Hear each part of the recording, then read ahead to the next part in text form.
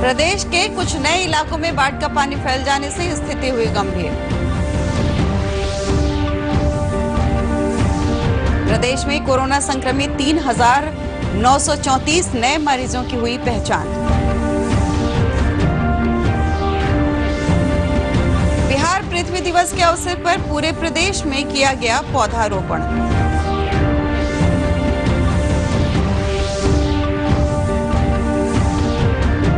और क्रांति दिवस पर राज्य के कई स्वतंत्रता सेनानियों को उनके घर पर किया गया सम्मानित।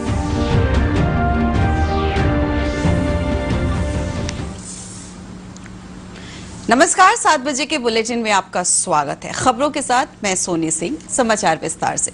प्रदेश में बाढ़ का पानी कुछ नए इलाकों में फैल जाने से बाढ़ की स्थिति गंभीर बनी हुई है। प्रदेश के 16 जिलों में 125 प्रखंडों में 1,232 पंचायतों की 74 लाख से अधिक आबादी बाढ़ के प्रकोप का सामना कर रही है। राहत और बचाव के कार्यों में एनडीआरएफ की 23 और एसडीआरएफ की 10 टीमें लगी हुई हैं। सरकारी आंकड़ों के अनुसार बाढ़ से जुड़े हादसों में अब तक 23 लोगों की मौत हुई है। बाढ़ की ताजा स्थिति पर हमारे संवाददाता की एक रिपोर्ट।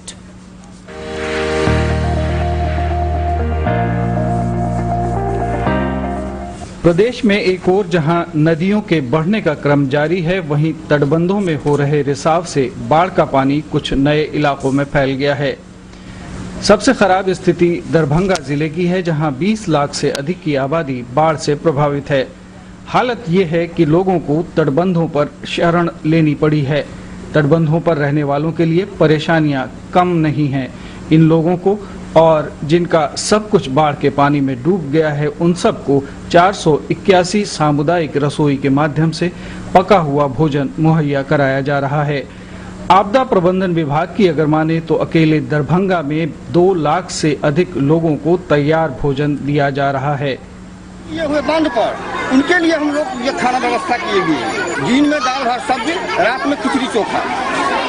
तो आप देख रहे हैं खिचड़ी चोखा भी तो बढ़ रहा है आपके सामने, आपके नजर पर है। लगभग 450 और 500 के बीच में 29 तारीख से खिला रहे हैं। दिन में भात दाल सब्जी खिलाता है और सांझ का खिचड़ी आलू का चोखा खिलाता है रात का खाना।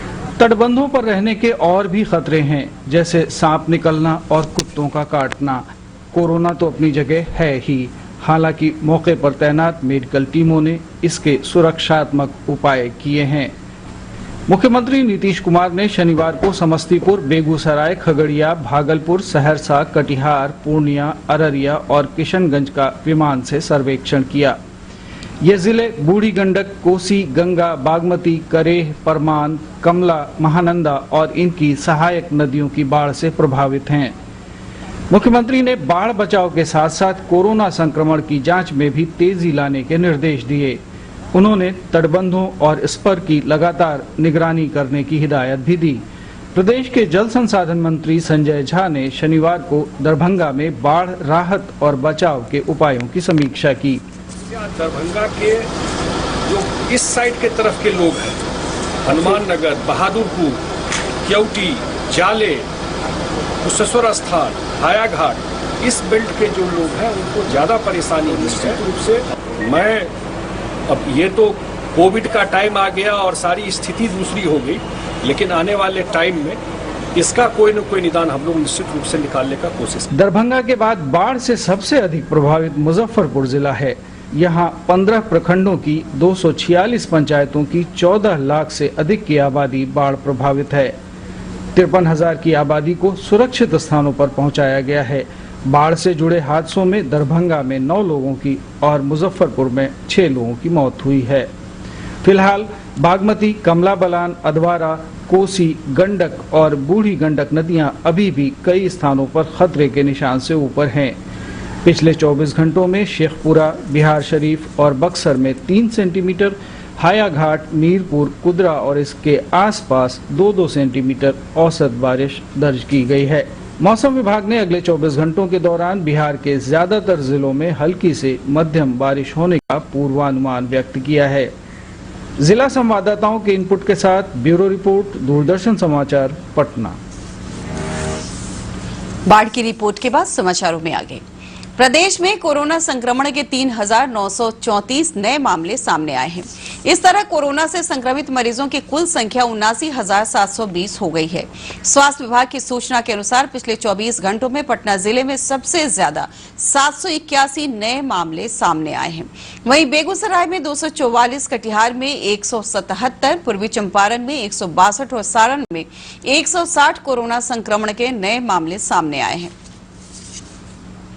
जो ठीक हुए हैं पिछले 24 घंटों में लोग, उनकी संख्या है 2,642 और इस प्रकार कुल ठीक हुए लोगों की संख्या हो गई है 51,315 और रिकवरी का जो प्रतिशत है हम लोग के राज्य में वो 64.37% है। लेकिन मैं ये स्पष्ट करना चाहूँगा कि इधर क्योंकि टेस्ट की संख्या काफ़ी बढ़ी है इसलिए कुछ केसेस ज़्यादा आ रहे हैं और जब इनका 14 डेज पूरा होगा और रिकवरी शुरू होगी तो हमारा रिकवरी का प्रतिशत भी काफी बढ़ जाएगा। पूर्वी चंपारण के अरेराज अनुमंडल स्थित कोविड-19 अस्पताल का जिलाधिकारी शीर्षत कपिल अशोक ने उद्घाटन किया। 60 बेड वाले इस अस्पताल में ऑक्सीजन सिलेंडर समेत सभी सुविधाएं मौजूद हैं। अस्पताल में रोगियों के लिए जांच, दवा और भोजन का प्रबंध किया गया है। इसके साथ ही साफ सफाई और उचित देखभाल के निर्देश भी दिए गए हैं। जिलाधिकारी ने बताया कि इस अस्पताल में माइल्ड और सिम्टोमेटिक व्यक्ति को रखा जाएगा। अभी टेस्टिंग हमने काफ़ी बढ़ा दिया है, वो RT-PCR हो, हमारा एंटीजन टेस्ट हो या ट्रूनेट का टेस्टिंग हो, तो पॉजिटिव मरीजों की संख्या बढ़ रही है। तो उसमें जो सिम्टोमेटिक रहेंगे या माइल्ड सिम्टोमेटिक जो लोग रहेंगे इनको हम यहाँ पे रखेंगे। आपने देखा होगा कि यहाँ पे सारी सुविधाएं हम उसको दे रहे हैं, फूडिंग अरेंजमेंट, इसका लॉजिंग, उसके साथ मेडिसिन है, ऑक्सीजन है, कॉन्सेंट्रेटर है ऑक्सीजन का, उसके बाद कम्युनिकेशन के लिए यहाँ पे फ़ोन भी रखे हैं। बिहार पृथ्वी दिवस पर आज मुख्यमंत्री नीतीश कुमार ने पटना में पौधारोपण किया। राज्य में 2,51,00,000 पौधारोपण कार्यक्रम के समापन समारोह के अवसर पर प्रदेश के हर पंचायत, प्रखंड और जिलों में पौधे लगाए गए और 11 सूत्री संकल्प लिए गए। वन और पर्यावरण विभाग के प्रधान सचिव दीपक कुमार ने बताया कि मुख्यमंत्री की पहल पर 2011 में यह अभियान शुरू किया गया था। इस पौधारोपण अभियान में प्रदेश के लगभग 70 लाख परिवारों ने सहयोग किया है।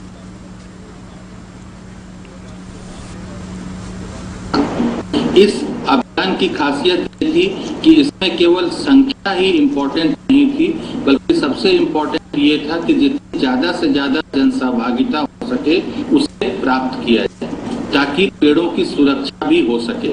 और इसी को ध्यान में रखते हुए हम लोगों ने इस अभियान में कम से कम 70 लाख परिवार बिहार के उनका सहयोग प्राप्त किया, जिसमें से 66 लाख तो केवल जीविका समूह की दीदियां हैं।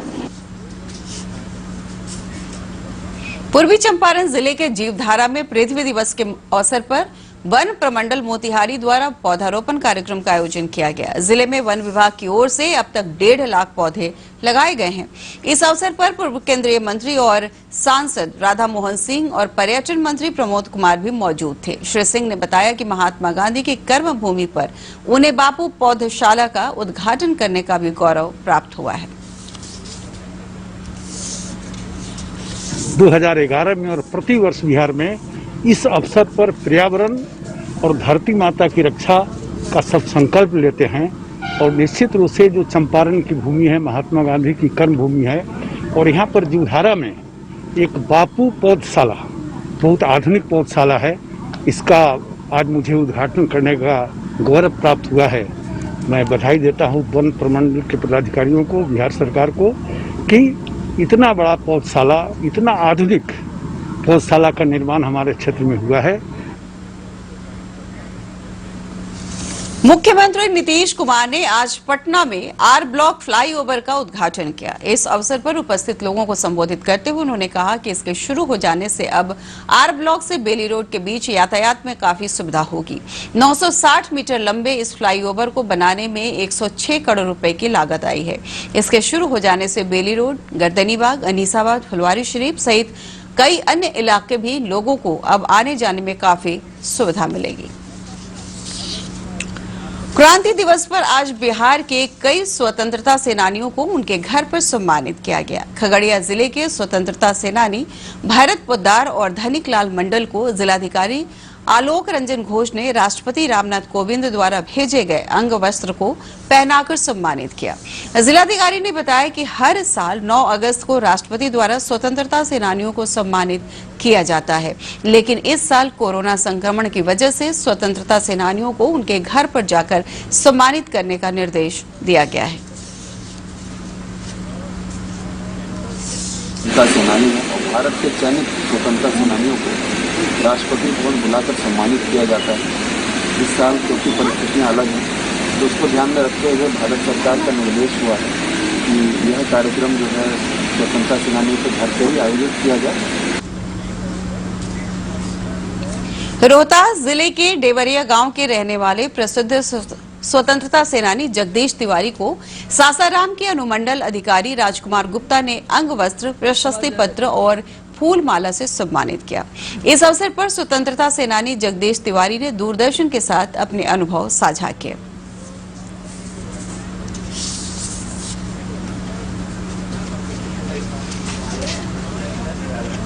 हम लोगों ने पहले यहाँ पर झंडा थाना पर फहराए गाड़ी अपना तिरंगा झंडा, उसके बाद यहाँ पर कोचस अस्पताल था वहाँ पर, उसके बाद कोचस में मिडिल स्कूल उस पर ऐसा करेगा।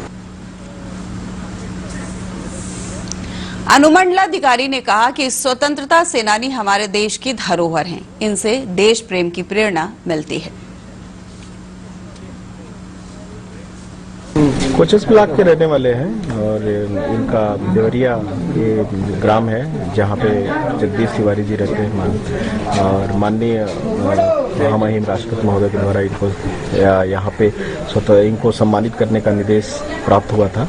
उसी के क्रम में आज हम लोग उनको प्रशस्ति पत्र और साल से उनको सम्मानित कर रहे हैं।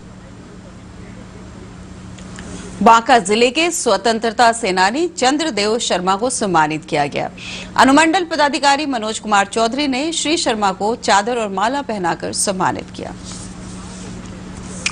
राज्य के आकांक्षी जिलों में नवादा एक अग्रणी जिले के रूप में उभरा है। नीति आयोग द्वारा की गई संपूर्ण रैंकिंग में देश के 5 आकांक्षी जिलों में नवादा 5वें स्थान पर है, जबकि कृषि सुधार के मामले में इसे लगातार दूसरी बार पहला स्थान मिला है।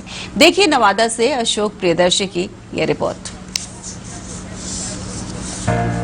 पिछड़े जिलों को विकसित जिलों की श्रेणी में लाने के लिए प्रधानमंत्री नरेंद्र मोदी द्वारा जनवरी 2018 में देश के 28 राज्यों के 115 जिलों को आकांक्षी जिला घोषित करके इनके तेजी से विकास के लिए योजनाएं शुरू की गई थीं। इसमें प्रत्येक राज्य के कम से कम एक जिले को शामिल किया गया है। इस योजना का उद्देश्य सतत विकास के लक्ष्यों को प्राप्त करना है।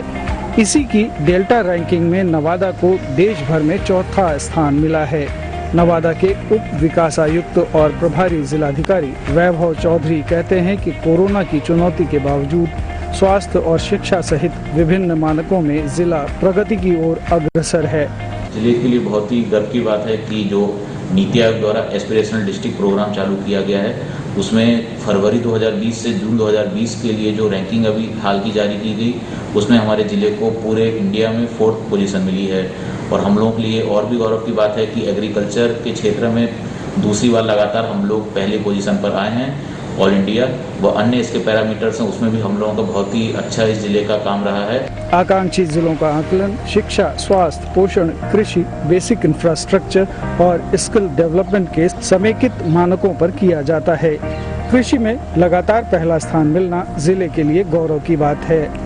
नवादा के किसान सूरज देव सिंह इस बात को लेकर काफी खुश हैं। गांव आकांक्षी में नवादा जिला केंदुआ गांव के लिए हुए हैं और मोदी जी हम लोग को रोपाई से लेकर कटाई तक सभी चीज़ का सुविधा मोदी जी दिए हुए हैं और हम लोग को सालाना 6000 सहायता के रूप में भी देते हैं। आकांक्षी जिलों में बिहार के 6 जिले औरंगाबाद, गया, नवादा, मुजफ्फरपुर और बांका शामिल हैं। इनमें ओवरऑल रैंकिंग में पहला स्थान मिलना नवादा के लिए गौरव की बात है। नवादा से अशोक प्रियदर्शी की रिपोर्ट, दूरदर्शन समाचार, पटना।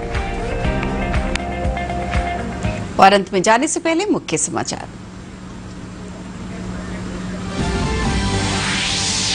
प्रदेश के कुछ नए इलाकों में बाढ़ का पानी फैल जाने से स्थिति हुई गंभीर।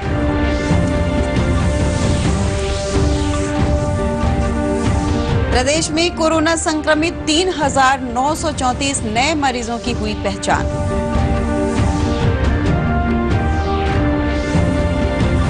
बिहार पृथ्वी दिवस के अवसर पर पूरे प्रदेश में किया गया पौधारोपण।